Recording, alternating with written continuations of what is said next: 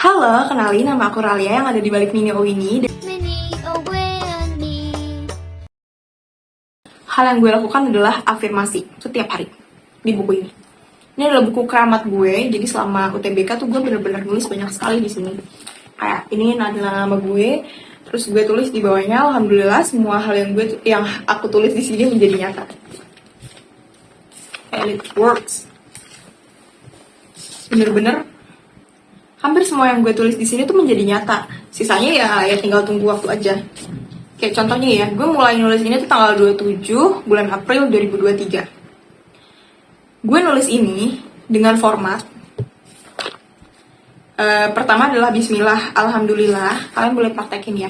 Bismillah, Alhamdulillah. Habis itu terima kasih Allah karena telah selalu memberi apa yang kalian pengen, itu tulis di situ.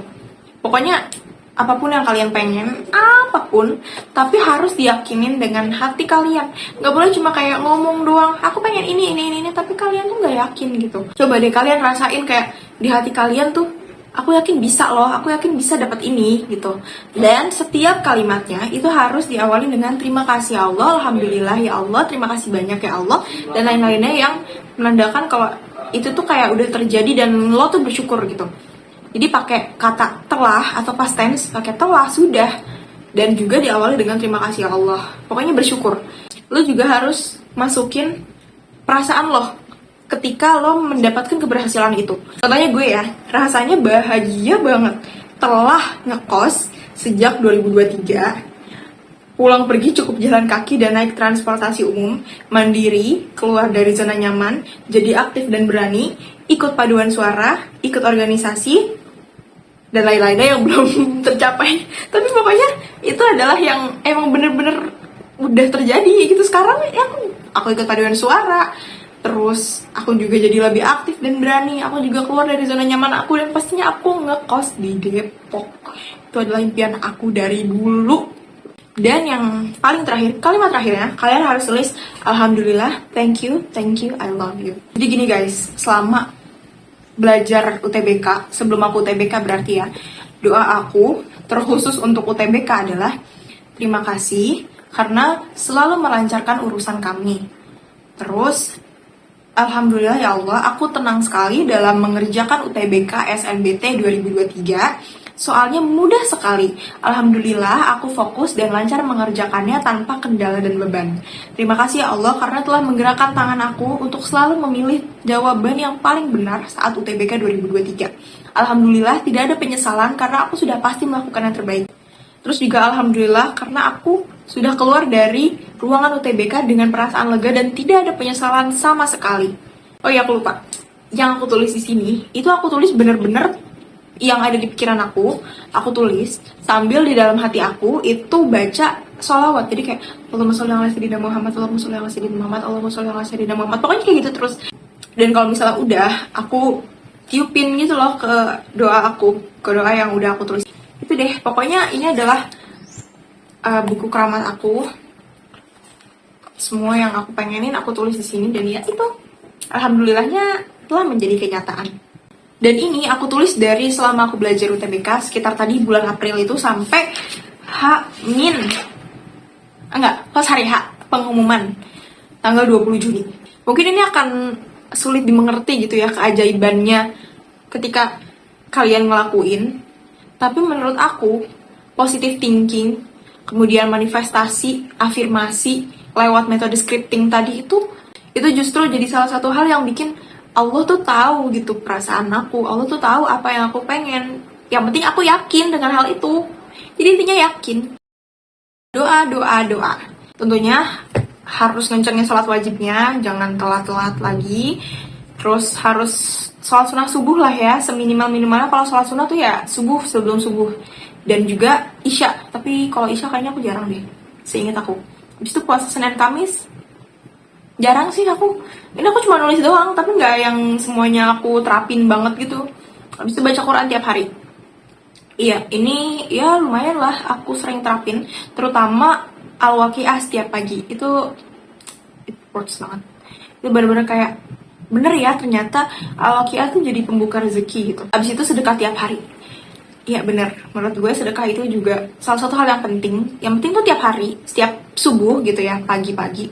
Dan kalau misalnya kalian nggak bisa ke masjid ya, sekarang ada aplikasi Kita Bisa kan. Jadi kalian boleh banget tuh naruh saldo gitu di saldo Kita Bisanya. Habis itu kalian setting untuk sedekah setiap hari. Misalnya rutin lah setiap hari 2000, 2000, 2000. Selanjutnya adalah sholat tahajud.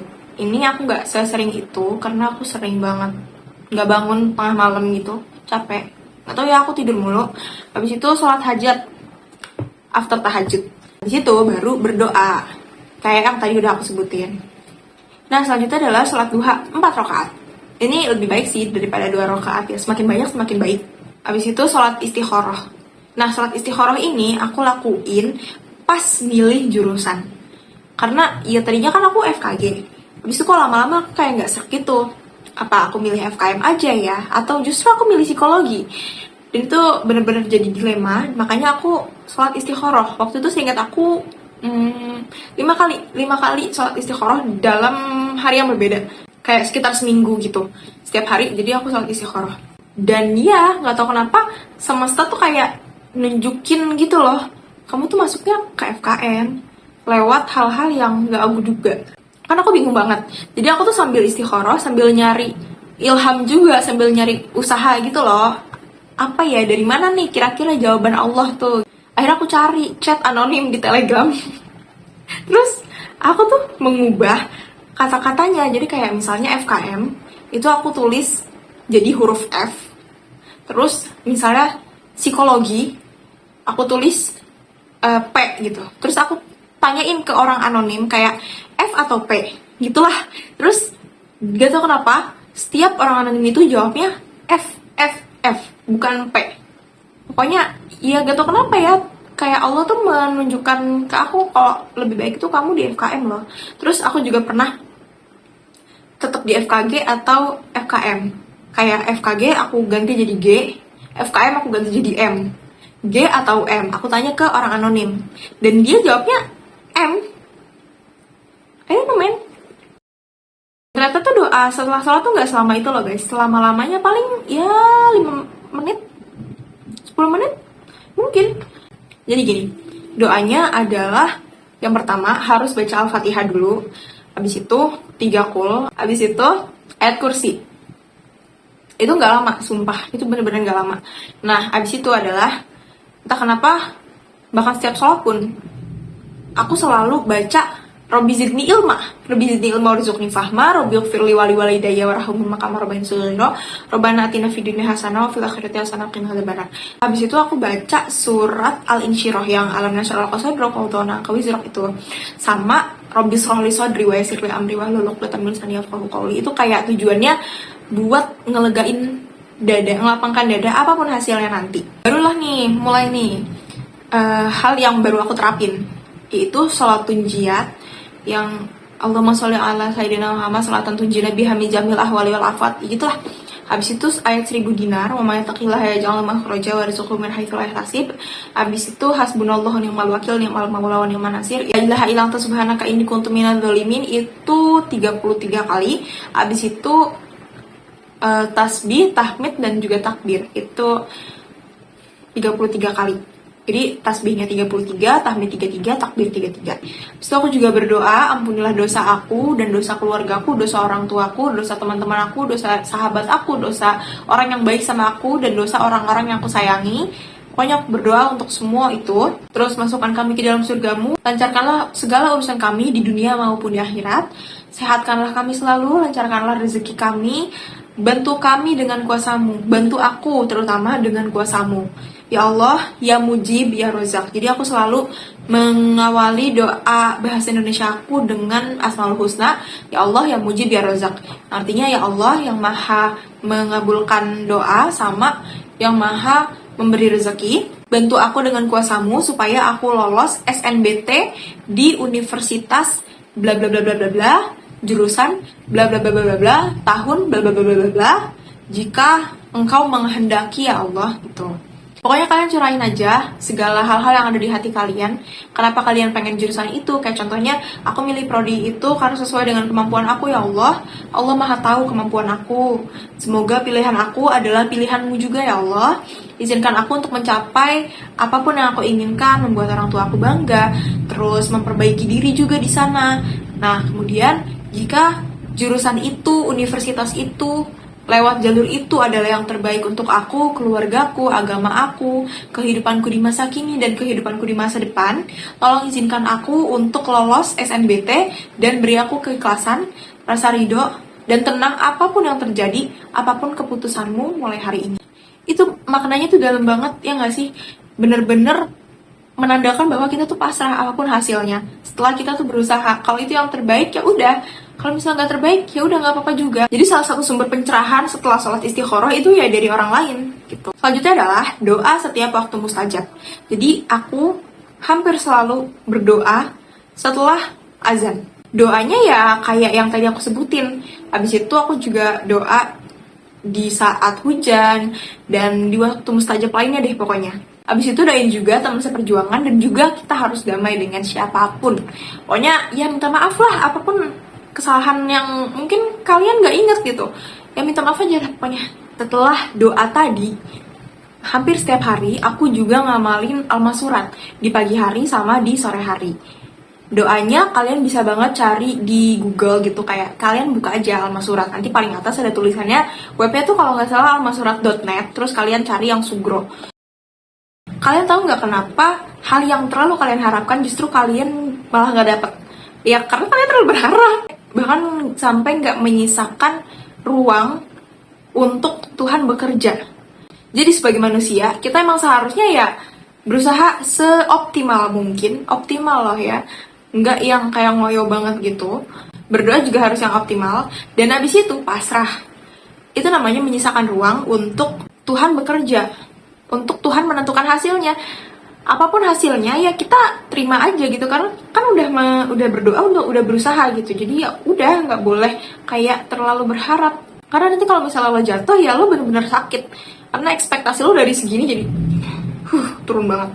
Kalau misalnya kalian nggak lolos ya mungkin ada sesuatu yang kalian tuh nggak boleh loh di situ, hal-hal yang justru nanti akan ngerugiin kalian gitu di masa depan.